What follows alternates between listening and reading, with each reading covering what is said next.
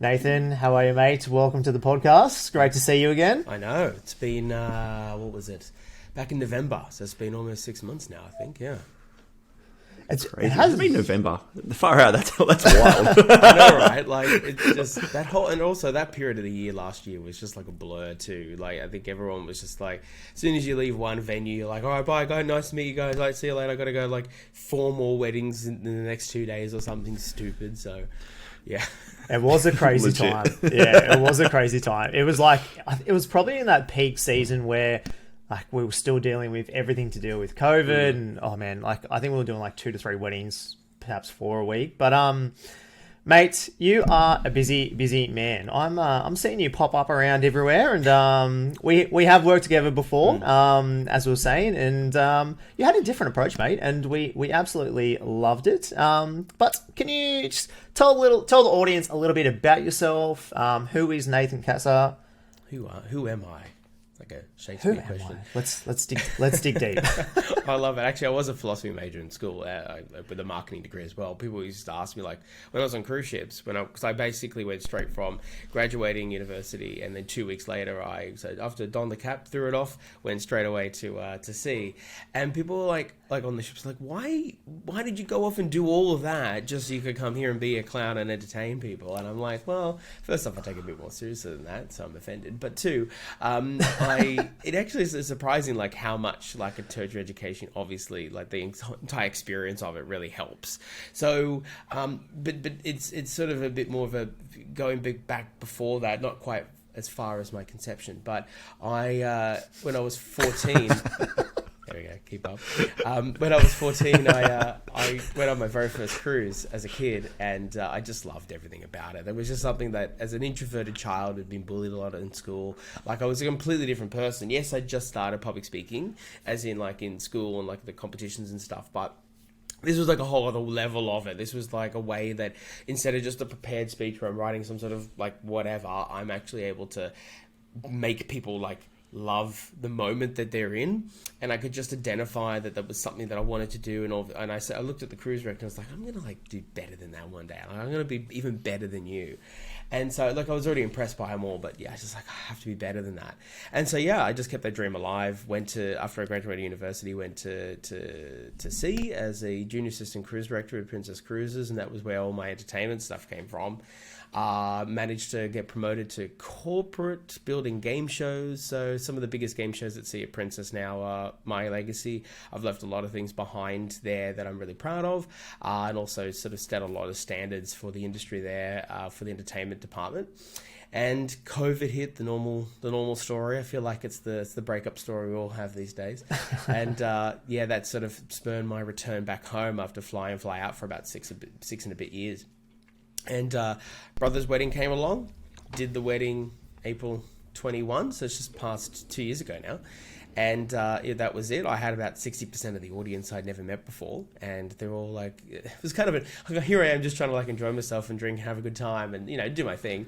And having all these people going, oh my God, man, like, oh, you should totally do this as a job. This is like, you know, I'm like, where do you think I've been for like 6 years? Like, do you know, like, I was doing a real job. I was entertaining, and they're like, oh yeah, but like get a business card and stuff. And I'm like, okay, whatever. So Yeah, the pinnacle. Yeah. Yeah. Once you have a business card, you're set. I know, right? Get that branding done. Sold. It's not official till you have a logo. So yeah, like 2 weeks after that, I registered the business name and all that kind of stuff, and got a logo. Got the logo. Yep. Become legit. Yeah, made it myself. I've had a rebrand since, so you know, learned all the business lingo and so forth. And yeah, no, it's been a crazy ride. I had 6 weddings in 2022. Sorry, 2021, I should say. My mind's not working. And a couple of corporate events, and then last year was just absolutely bonanza. It was 50 weddings with another almost 40 corporate events. So it was quite the time, and looking forward to what this year holds. So Yeah, because it's I think like you're in a different, I suppose, like situation where you're actually not a celebrant. So I reckon that might come like as a little bit of a surprise, like to quite a few of like our audience, because most MCs are actually celebrants. true. And then some MCs who've started off as a as a dedicated MC have then gone, oh, money, and then went to become a celebrant as well. And I'm not putting them down for that. I mean, look, business is business, but I've been entertaining for a long time on stage, and I know that if I move to become a celebrant, I know that, yes, I'll do a great job at it because I want to be good at what I do as a business owner, and obviously do well for the couples that choose me over that. But I don't necessarily want my entire year just to be weddings, as much as like I do a lot of weddings, and I love to do more. I want to break 50 this year. I want to make it about 70 or so this year. That's great. But at the same time, like my focus on entertainment sort of really does set me apart, in the sense that my background, I've done some research. I would dare say I'm one of the only MCs potentially in the entire wedding industry. I'm not going to go as far as corporate, because there's a lot more out there, but definitely the wedding MCs out there, I dare say I'm one of the only that have cruise ship experience like I do.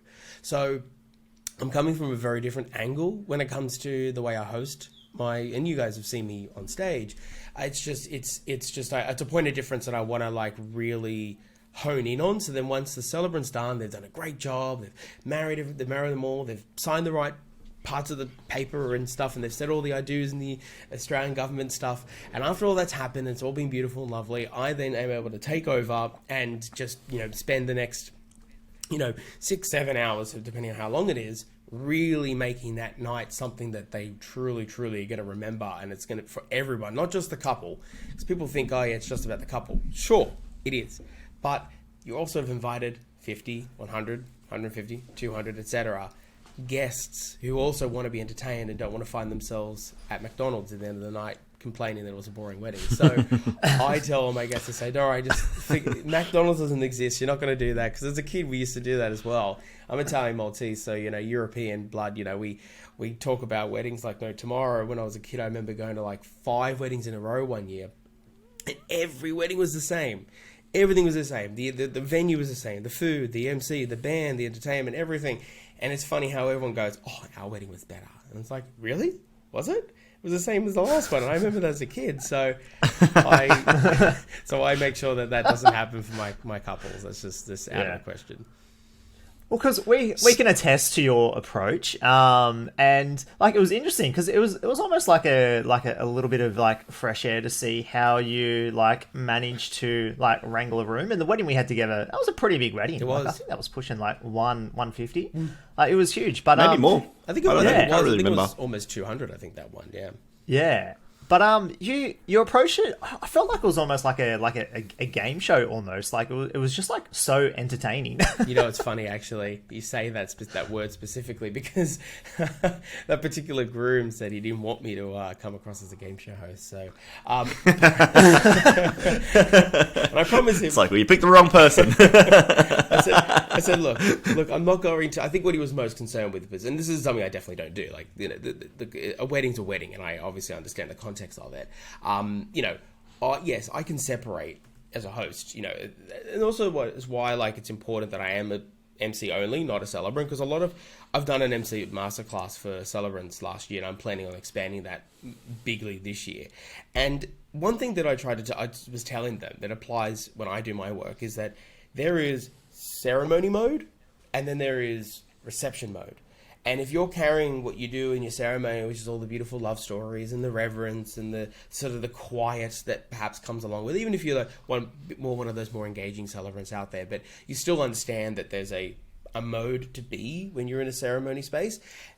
If you keep that going for the reception, people are going to be like, well, they're going to be confused. They're going to be like, well, I thought we did all the nice, lovely signing the documents and saying the love stories and the vows stuff. Can we go to party mode now? So being somebody who can just sort of be a clean break for the audience and say, right, I'm now here to bring the party hat is really crucial. But I did promise him, I said, look, when he asked me that question, I said, mate, don't worry, I'm not going to say like, for your entrance, like, come on down, the price is right. Like, it wasn't like that. What's he going to do? Take his shoe off and throw it at you? So I guess just chatting a little bit, like obviously about like, you're talking about like, how there's a bit of a difference because you're not obviously a celebrant, and you know, more of like the MC vibes as well. Like, so in that mode, like, you know, how do you prep for a wedding, you know, because with celebrants, they're talking to a lot, like they're talking to the couple about and getting to know them a lot but for you it's a little bit different, right? And you still have to get to know these guys, because you do have to still not only entertain the crowd, but you also need to probably have a little bit of a personal touch there as well. Yeah, absolutely. I find that my approach is very organic. I don't like to come locked and loaded with like a billion things that I pretend to know about them.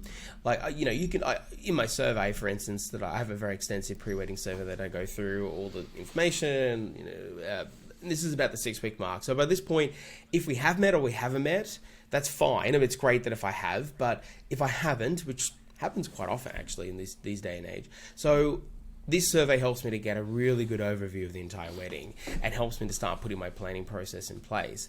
One critical thing is that I find a lot of my material in terms of, because I'm very improvisational on stage, so a lot of the things that I say aren't necessarily like built off the back that I know a particular thing about their love story or something, even though sometimes there may be something really crucial that I'd like to remember. Most of the time I'm talking about things on stage that I've just learned by being there from the very beginning of the night, and by the beginning I mean as the ceremony is finished and now I'm there for the canapes if it's an on-site, for instance. And so I'm starting to go around the room, I engage, I talk, I do the very thing I used to do on cruise ships, which was be the friend of every single person in the room and have everyone know me before the main stage takes place. And by doing that, I'm finding out the way that the audience feels about the bride and groom, and obviously, you know, love and happiness, but like other things that they may have, like people are telling me all the time, like, oh, say this on stage, you know, like, oh, he has a nickname or something. So then I'm able to integrate that into the whole deal. But then also just generally, there's a people know that I'm in control of the night, that because they've seen me go around with every single person and there's been a touch point. And so then I start thinking, oh, you're on that table, you're on this table, okay, great. And we'll continue those conversations throughout the night. And so that's pretty much how I just do it. I just find what is said on the night and I just roll with it. People ask me all the time, do you know what you're going to say?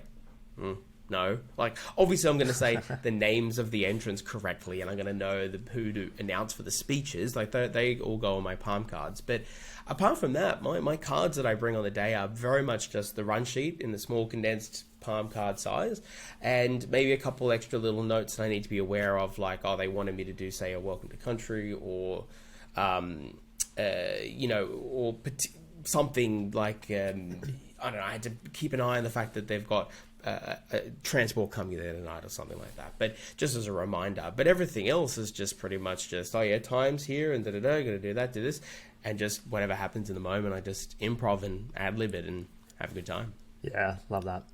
I think the best vendors do adapt to the situation as well. Like, they don't just come in there like with a plan. Oh, I'm gonna like say this. I'm gonna play these games. I'm gonna like do that and then do that. And so, and I think it's something that can flow onto like other like creative vendors as well, right? Like, just don't have the plan. Like, get to know the people around you and the environment that you're in, so then you can like adapt, improvise, and that's when it's authentic. Like, I know for me, like, yeah, I may have a bit of a plan going in, but like on the day, like, I'll do certain things, or if I hear something from someone that I can like use as part of like the couple's story, or to like bring a moment of like joy and happiness, like even to get it onto film. Like, it may not make the actual wedding film, but it's just something that may like just provide like a good like moment for the couple, might bring some laughs. And I think they're the things, and it's like you're doing that, but in your role, like as an MC. And I suppose it like flows into like my next question. And like, what do you think are the best qualities like of an MC are? Oh, wow. I would say you definitely have to, I mean, you already touched on one point of that, adaptability. You have to be adaptable and flexible. If you are rigid on the idea of, okay, as an example, I've heard some stories of, and again, not to speak ill of anybody, but just more general conversation. I've heard stories of where like other MCs have been like, no, but this is the time that we have to do this very thing. And it's like, yes, but the night at this particular moment isn't like calling for that. We need to have a breathing space. There just needs to be a bit of a flow that doesn't have that happen at this point in time, or we need to do that later or something. So having that adaptability, not just from a guest point of view, but obviously from a vendor point of view, is also crucial as well. Because, you know, Yeah. you know, like for instance, Matt and I actually had a wedding on the weekend, and like just things were running a little bit late, and it just wasn't the right time for certain things to happen. That would then keep other things from like not happening. But yeah, Matt, and it's like, for instance, that was you guys will come along and say, as photographers always do, and videographers, and they'll say, "Oh, hey, we want to go out and do a sunset shoot." I'm like, "Great, fantastic." The couple didn't tell me that. That's fine. That's great. Okay, cool. And then so then it's like, okay, well then fine. Like instead of getting all weird about it, I've just got to go off and, make sure that, okay, great, go off. Cry in the corner. Come back home. Yeah, like, oh no, my run sheet. the mic's on. I am leaving. I can't work in these conditions. And then it's just like, okay, great. Well, then I'll just have to figure out, like, when you come back, I'll be able to make this work and, come back at this time. And we have an agreement, and then you go off and you do your thing and you get your content. I come back, and then we continue on with the rest of the night. And so those kind of adaptabilities are really important from both sides of the house. And so another trait is not being afraid to take command. I find that obviously, generally speaking, when I'm on site, immediately even the venue managers, unless, a couple that, okay, I get it, they work for the venue, we're there in their space. But, most of the time when people see me, they go, okay, he's going to make all the decisions tonight. And so that's great but at the same time, if you're not capable of being able to make those decisions and people are like, oh, I guess the MC's not in control. Okay, well, what do we do then? Then the night can fall down pretty quickly. And that just goes for any kind of event that I'm responsible for. So having a command not early on stage as terms of my prose and the quality of voice and tone, but also my relationships to people on site is really, really critical to make sure that an event runs smoothly. Another thing is, look, let's face it, you have to have some sort of level of X factor that includes perhaps having a level of comedic bone to you, a sense of humor, an ability to really engage and captivate an audience. If you drone, you don't have dynamic range and volume in your voice. If you don't have anything interesting or fun to say, or you just appear a little strange, you're not relatable to people, that can very quickly crumble your sort of ability to create a career out of being an MC. So those are probably the three biggest pillars that I would say are really integral to being a truly great MC. So good. I love it. And, I feel like a few of the points you're making, like, especially around like, being adaptable and things like that, like that's why we can continue to show up each week, like week in and week out, and continue to shoot weddings and continue to MC weddings, because they are all different and we do have to be adaptable to each situation. Like it definitely does change, like I guess like as you were saying earlier, like the tradition of like every wedding's the same, because everyone's coming in and throwing their own 2 cents into the day. And yes, it does, mess up that perfect run sheet potentially that the couple have made. But I suppose at the end of the day, like especially having someone like you around, we have a goal, and at the end of the day, we want to achieve that goal, which is getting X, Y, and Z done in a certain time frame or parameter. And like having someone like you that can sit there and go, hey, no worries, you go and do your sunset shoot, and then when you come back, we're just going to do this, this, and this, and we're still going to be able to finish at 8:30 or 9:30 or whatever time we're meant to finish, so you can get onto the dance floor as quick as possible. Because let's be honest, 99% of guests, or even couples especially as well, like they're just keen to get on the dance floor ASAP and get their formalities out of the way, for sure. So I guess leading into that part of it, like, because as I said, every wedding's different. There's a few, people are there to have a good time, and people love the booze. There's a bit of liquid courage going around for a lot of people. So, and I would say, like, it's something that I guess it's probably another trait that an MC would have to have, is like, how do you like handle the like wrangling of guests? Let's say, if there's like some guests just being a little bit ruckus and loud, or if everybody's like, spread out in a certain, venues that not every venue's like got everyone's like crammed into a small space, right? So people do get up and they go for a walk, they go to the toilet, they go to the bar, they do all these things. How do you like approach as an MC to like, get everyone back into a space and get everyone to like listen to like, the father of the bride's speech or something like that coming that's up? a great question. And it's sort of a two-step approach. So one is it starts at the very beginning. So it goes back to that point I made about having command of the room and the space you're in and gaining the respect of the audience. Because realistically, when I go to any wedding, none of them know me except the bride and groom. And maybe they've talked. Some brides and grooms will talk with their bridal party and some of their close family members and say, oh, we've got this great MC coming, blah, blah, blah. But if they haven't, if they've been too busy or just not part of what they've done, then pretty much no one knows who I am.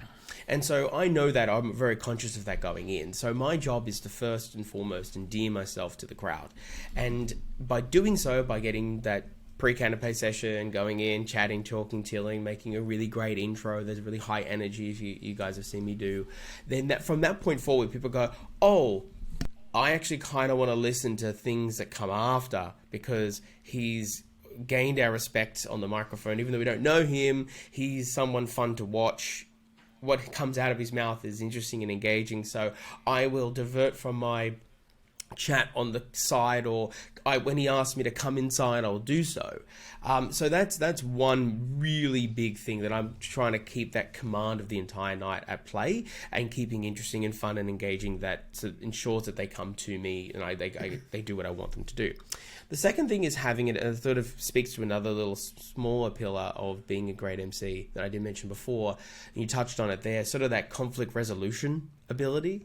And when perhaps they're not listening, or they're just the kind of crowd that's, been drinking a bit too much, or perhaps is, 50% of your guests are in the smoking area, which can be fun. But what it really comes down to is just not being afraid to go out and say, hey, guys, we're going to do this next thing. That's it. Come on, let's go. Just not having How frustrating is the smokers? Really, I had one wedding last year, towards the beginning of last year, where, I kid you not, 60-70% of them were smokers. And I've got nothing against smokers per se, but the problem that it does for a function, as you guys know, and some of the listeners may know, is that it can be very disruptive because you've got to bring those people who have now, lit up that smoke. They've got to go from that location back to their seats. It's a social area to a space where they have to not be smoking and also be quiet. It's kind of, it's obviously very, conflicting. And so I'm coming in as the non-smoker as well and being like, hey guys, I'm just going to come to your space here. You need to put those out. I know they're expensive, but in you come. And so it can often if I know I've got a big crowd of smokers, the biggest thing I then have to do, talking about adaptability, is getting ahead of that extra amount of time. So I usually then do about 5-10 minute lead time on that I wouldn't normally do if I have a very small smoking contingent, particularly if the close family are smokers as well. So if mum and dad are smokers, that then immediately puts me at a point where I have to do 5-10 minute buffers. I have to let them know in advance. And people are always generally really respectful if you let them know. But if I'm just popping in and out 2 minutes ago and say, hey, I need you to put that out. I know you just put that to your mouth and you just lit it up, but you need to put it out and come straight over here to do your speech. And I've given them no prep. People they get really disjointed by that. So a lot of prep goes into that. And it's just about having a bit more better time management skills to be aware of how long it takes to get someone in that space to where I really need them to be. Yeah, for sure.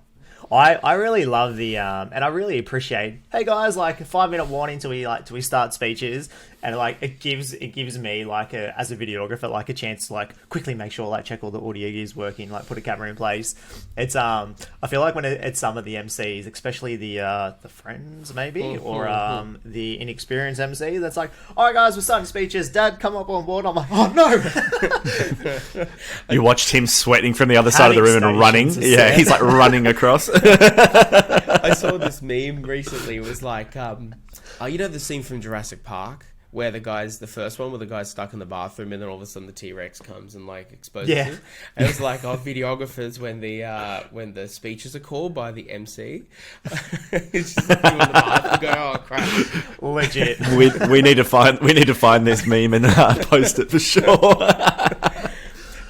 So good. But yeah, it's yeah, sorry, Nathan. No, please go for it. So I suppose, you've been doing this for a while, and it's pretty interesting. You've got this background in the cruise ships and doing entertainment from that. But what would be like some tips, like for couples that are actually looking for a dedicated MC? Like maybe they understand the motion of, okay, like let's not get like a family friend or Uncle Bob to MC because we want a little bit more structure. Like we want things to like run smoothly. So what's some advice for those couples that are really looking for an MC for their wedding? Yeah, absolutely. So first off, I would say, it's the best investment decision you could possibly make. If you think about it, I was actually talking about this with one of the family members on the weekend. I was up at the Blue Mountains, and I was talking with the family, and they were saying, wow, even like they just see me do all of this. I did like 4 of my activities and games. 2 of them are really unique to me. Throughout the whole night, they're having a great time. They're praising me, and they're saying this has all been a lovely night. And someone said, oh well, my son's getting married. Next year in April. And the mother of the groom was like, oh, you should get Nathan to do it. And she's like, oh yeah, but they've already got like, some friend or someone to do it. And then I wasn't trying to like pitch myself. I don't really care. It's like, in the end of the day, if my work speaks for itself, you'll come to me at some point anyway. But it was just like, look, all I can say to you is this. I respect if that's what they want to do. It's obviously your son, not you choosing that. But it's a lot of money to spend on a wedding, $30,000, $40,000, $50,000. To just, or more, of course, to just simply go, oh, let's put the entire control of it down to somebody who has no experience in events, who would prefer to be a guest, is probably going to drink a little bit more in order to get over the fear of it all, and is not going to do even like, is going to do maybe 10% of the job that I do, because I do obviously a lot more than just, the stuff you see on the day. And so she was like, oh, well, yeah, you're right. And it's like, there are other ways if you needed to cut out money, you can cut out money, and I could recommend that if you had to worry about a budget. So there's definitely a real necessity that comes along with what we do, and it is beginning to be a bit more of a trend. I would say meet with us, get to know us, engage with their content online, ask as many questions as possible. If you're not sure, I've booked a lot of weddings where they're just like, oh, a family member has told us we need one, so we'd love for you to tell us what an MC is. So ask those questions. Nothing's silly or stupid. Like, I'm happy to answer every single question you have about what we can do for you. Also look into how long they've been doing it and ask them if they're able to like sort of recall, previous experiences.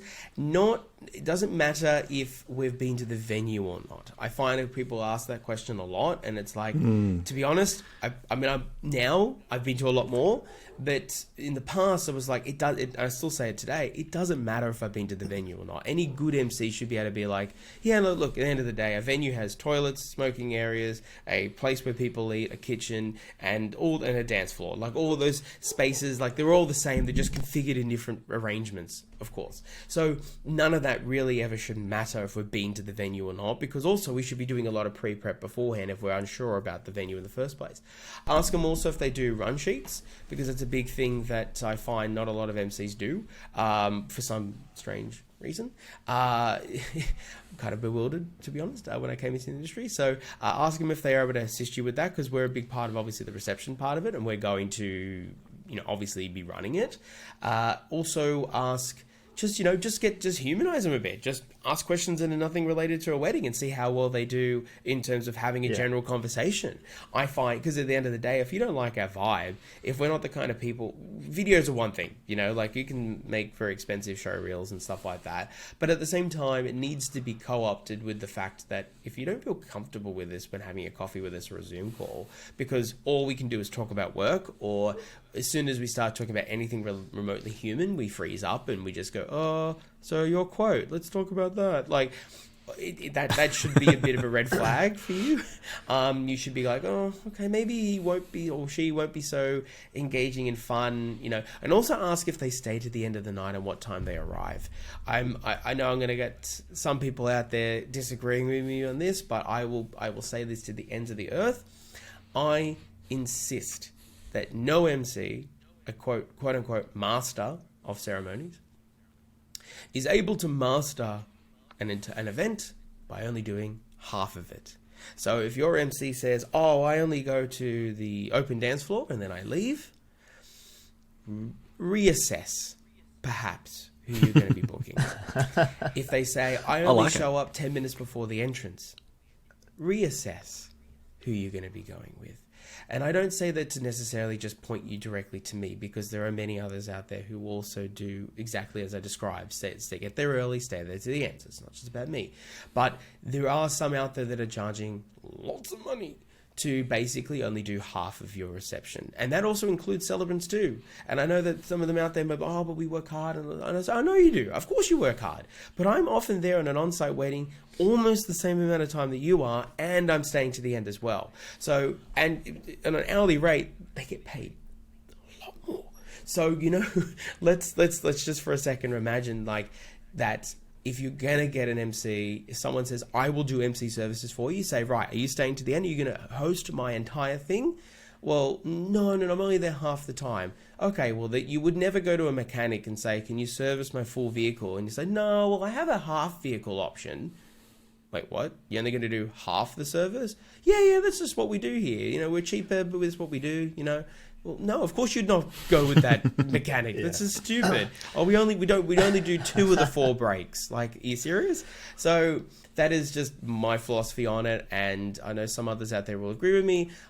When I presented that to a bunch of celebrants last year, some of them were, look, and I get it, I respect it if that's not what you want to do, but just be aware of what you're paying for as well. If all of a sudden get to the open dance floor, something goes on, or you want to do a sparkler exit and no one's there to coordinate it, or the bouquet toss has to be done by the venue manager. It's absolute chaos. Yeah, all of that. And you guys just groan, right? Like, you're like, oh God, we've got to do the bouquet and this other silly game that the friend now wants to do because the MC's gone, and it's just pandemonium. So ask those questions and really figure out what you're paying for and what you're getting.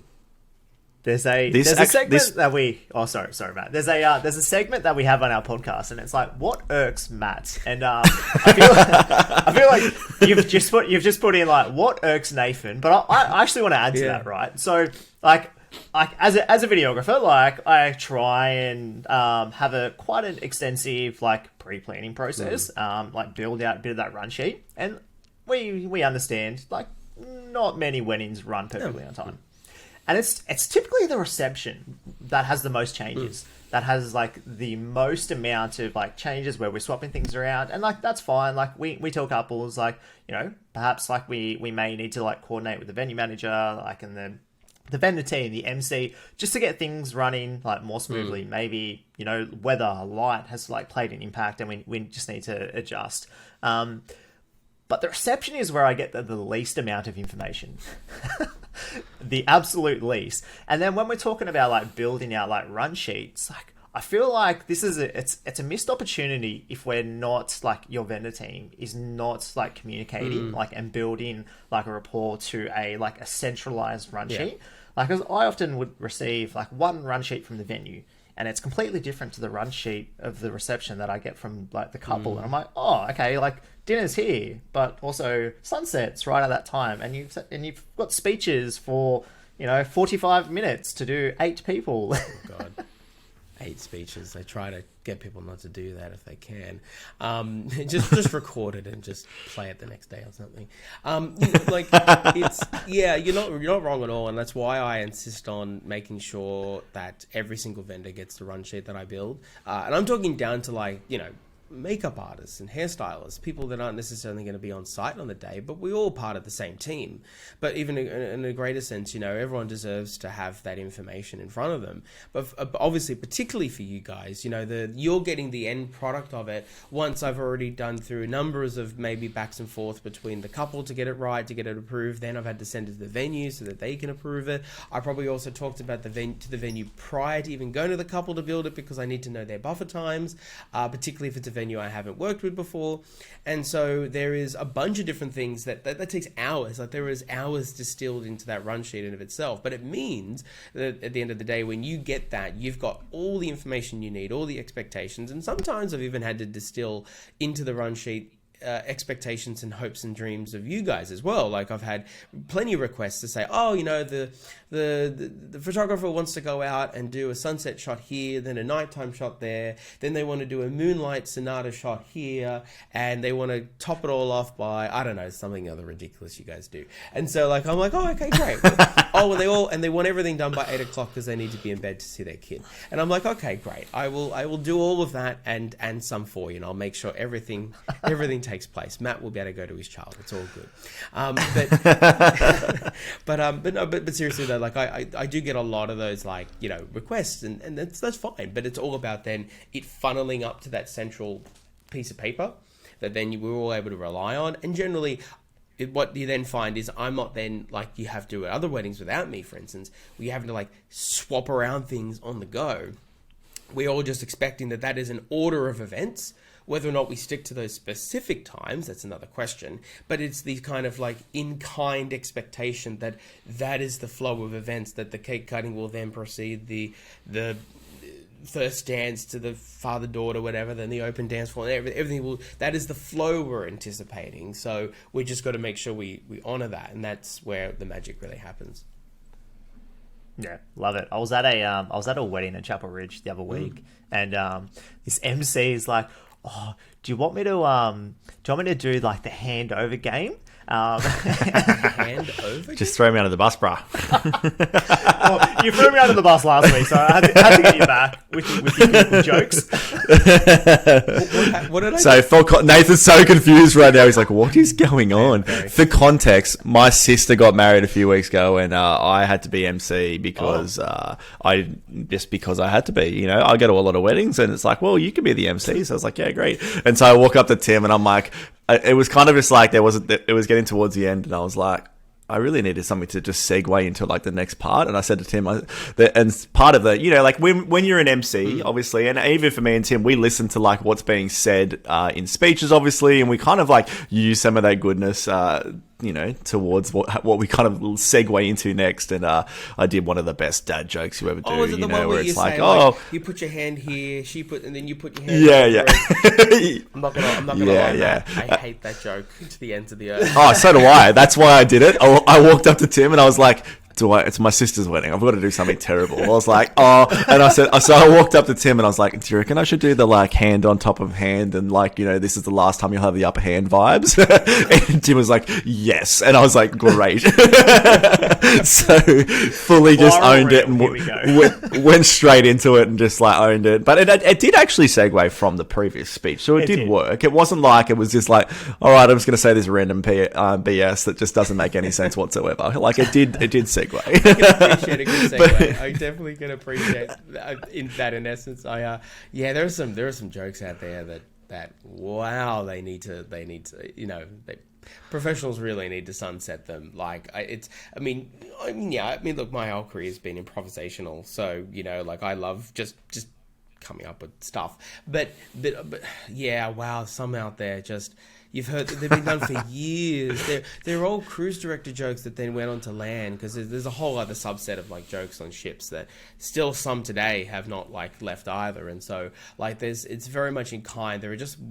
Yes, you can argue, but they land. People laugh and they say, yeah, but it shows that you have no creativity. I'm not saying you personally, Matt. I mean, you obviously have a lot of. No, I'm okay with that. I stole it. And I'm happy. There's that other joke that I forget how the punchline goes because I just refuse to remember it. But that one about, you know, there are 3 rings: the wedding ring, the something other ring, and then the suffering or something. The suffering. Yeah. That's my also favorite.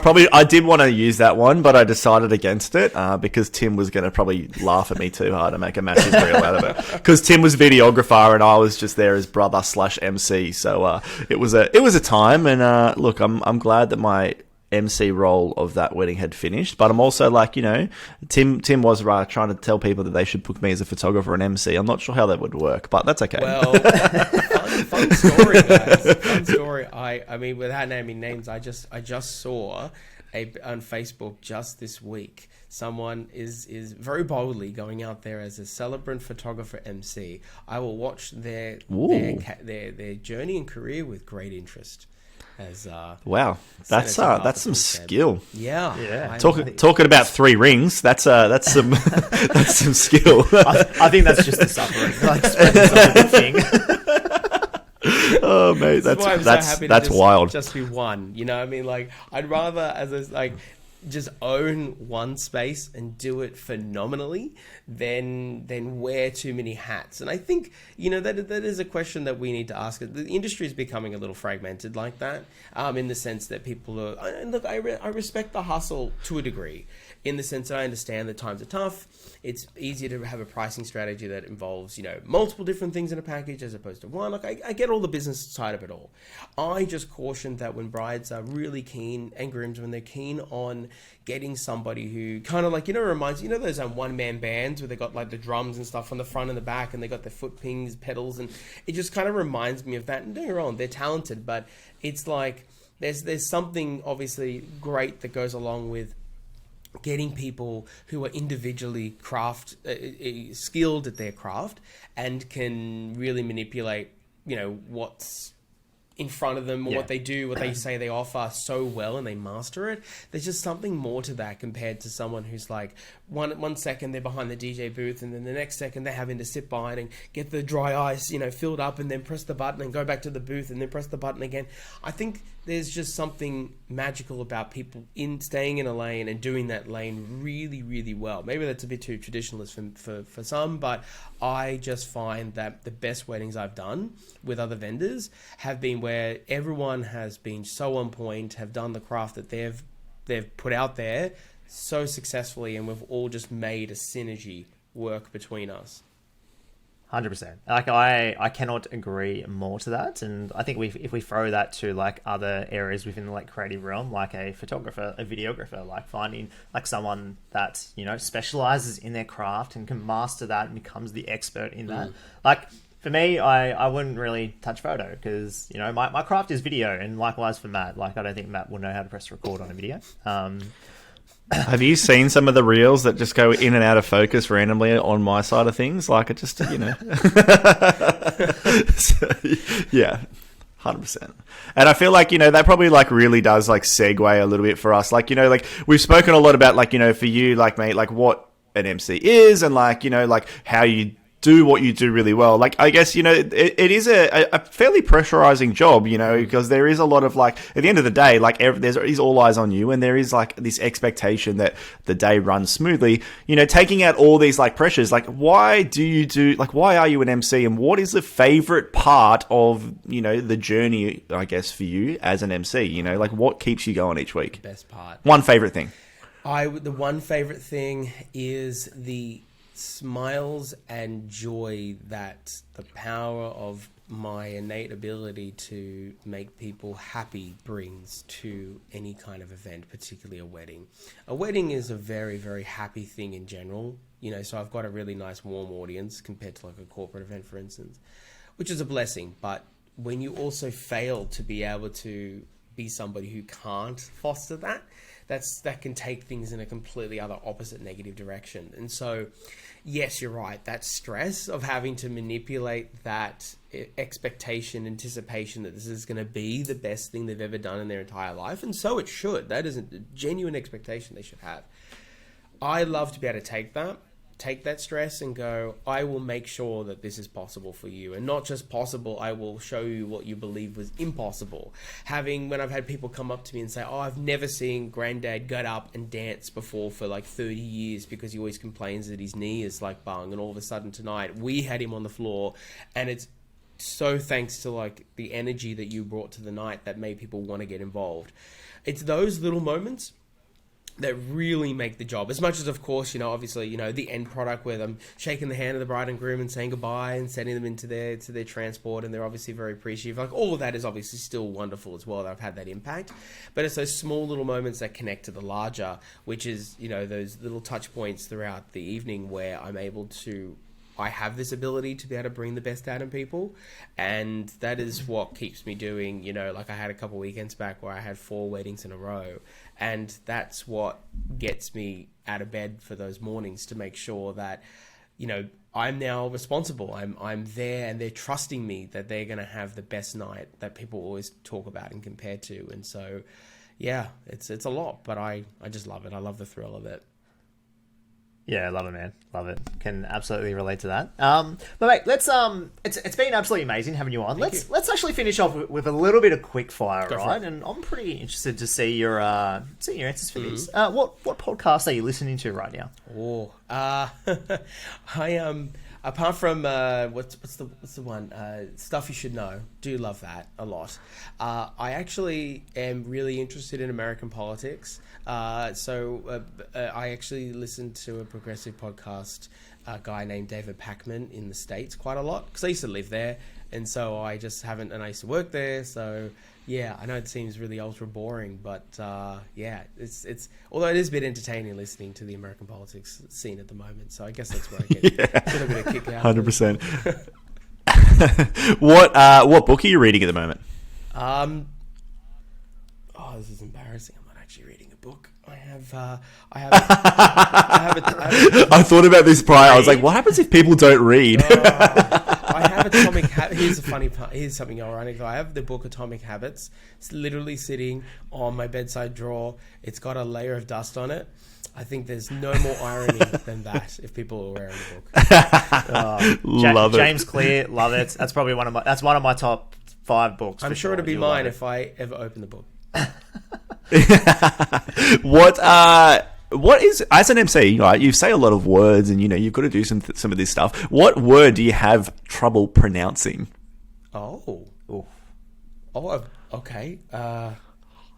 I don't know. I'll have to come back to you post on this one. I'll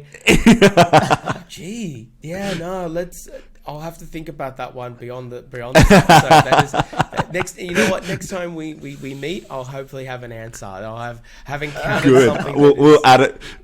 Yeah. We'll add it to our stories. We'll be like, remember we asked Nathan this question and we stumped him because we had no idea. Yeah, I say so many words and I practice so many that perhaps I try not to like a tick in my brain where I wipe the memory of a word that I can't get, so just to remove the shame of not having been able to pronounce a word. Yeah, great question though. I'll definitely keep that at the forefront of my mind. All right, we'll come back to that one. But so what's next in the business for Nathan Cassar, the Master of Ceremonies? Great. Lots of awesome things happening. I've just recently did a presentation for special event management students at WSU. So I'm looking forward to extending a further collaboration into academia, going back into sort of full circle, back to uni. So I'm looking forward to being a part of their faculty and with some talks about sort of how that will look. So I'm really excited for the next 6 months and beyond about how that will sort of pan out to set the legacy of the new event management kids, because a lot of what I do too is not just the MC stuff, but a lot of event production and things there's a lot of talks and some projects that I'm not allowed to talk about at the moment that because they're just in the NDA phase, where I'm looking at bringing sort of a bigger scope to what I do, which is to build events as part of the operations team to bring an experiential public event to life. So definitely that's a lot of those kind of things are on the cards over the next 6 to 12 and 18 months. There's a couple of other things, new services that I'm looking into adding that are not like, not going to be an MC photographer or videographer, don't worry about that.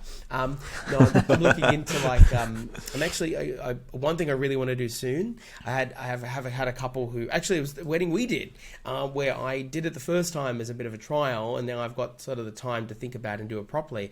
I'm actually planning on offering champagne towers as part of my service, because I know that they're becoming really popular, and it's really easy because I already get there early anyway, and I have the experience of doing them when I was on cruise ships, so it's obviously a very cruise ship thing, so it kind of just makes sense.